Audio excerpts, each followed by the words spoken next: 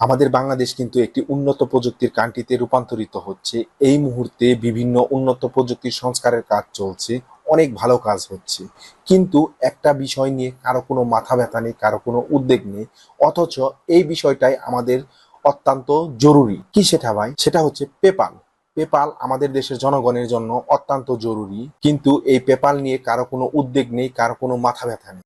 আমাদের দেশের লক্ষ লক্ষ মানুষ ফ্রিল্যান্সিং এর সাথে জড়িত, এবং বাইরে থেকে এই ডলার আনার জন্য আমাদেরকে প্রচুর ঝামেলা পোহাতে হয়। শুধু ঝামেলা পোহাতে হয় তাই নয়, আমাদেরকে প্রচুর পরিমাণের অর্থ খোয়াতে হয় এই ডলার আনার জন্য।